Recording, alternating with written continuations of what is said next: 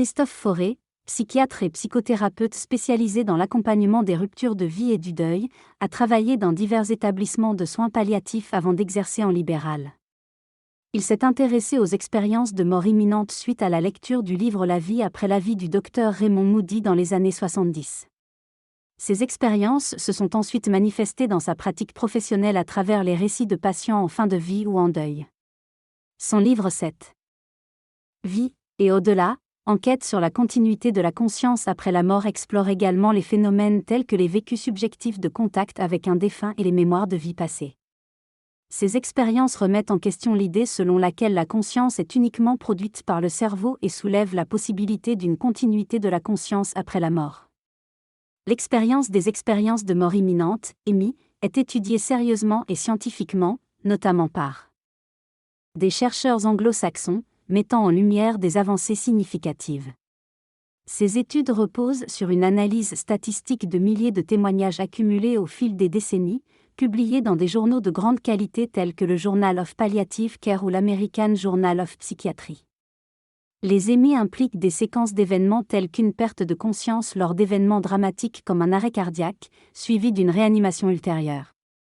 Ces expériences remettent en question le postulat actuel selon lequel la conscience est strictement produite par le cerveau, ouvrant la voie à une possible continuité de la conscience après la mort. Cette remise en question conscientise le besoin de réexaminer le paradigme actuel et pourrait conduire, selon certains scientifiques, à un changement profond de perception de la conscience dans les prochaines années. Certaines personnes ayant vécu des expériences de mort imminente, EMI, décrivent des événements particuliers. Après avoir été dans des comas prolongés. Ces EMI peuvent survenir lors de fortes fièvres, d'expériences méditatives ou d'urgences médicales comme des arrêts cardiaques. L'étude du cardiologue Pim Van Lommel, publiée dans le JAMA, a montré que 20% des personnes se souviennent d'une EMI. Durant ces expériences, les individus décrivent un état de conscience vif et clair, souvent associé à une sortie de corps.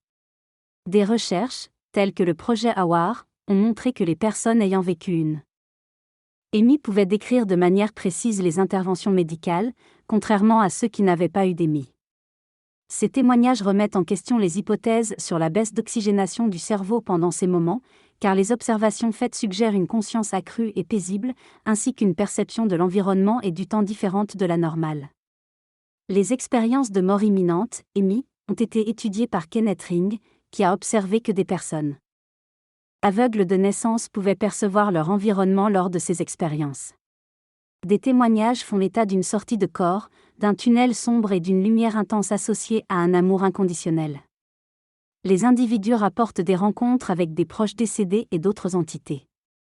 Cette lumière est décrite comme ayant sa propre personnalité et provoquant un sentiment d'acceptation inconditionnelle de soi. Une revue de vie en 3D et en toute clarté se produit chez environ 20 personnes ayant vécu une EMI, leur permettant une compréhension profonde de l'impact de leurs actions et paroles à court, moyen et long terme. Lors de cette expérience, l'être de lumière pose des questions pour évaluer le vécu. Comment l'individu a-t-il exprimé l'amour et la compassion, et a-t-il développé la sagesse et la connaissance ? Les personnes revisitent leur vie en observant leurs actions, mais aussi ressentent l'impact de ces actions sur les autres comme si c'était eux-mêmes. Ce processus transforme leur vision du monde et leur rapport aux autres. Il n'y a pas de jugement extérieur, seulement une lumière bienveillante qui guide vers l'apprentissage. Après cette revue de vie, il y a parfois une limite symbolique signalant le retour au corps physique, avec des messages implicites sur la signification et les tâches à accomplir dans cette vie. Cela met en lumière un sens à saisir, des missions à mener, bien que ces connaissances puissent être oubliées au retour. Dans ces réflexions sur les expériences de mort imminente, il est souligné que le retour à la vie peut parfois être motivé par des obligations personnelles, telles que s'occuper de proches ou réaliser des projets significatifs. Cette motivation est généralement guidée par un désir de bienveillance et d'accomplissement plutôt que par des gains matériels. Le retour peut être traumatisant pour certaines personnes, qui peuvent avoir du mal à intégrer et partager leur expérience. Une formation adéquate pour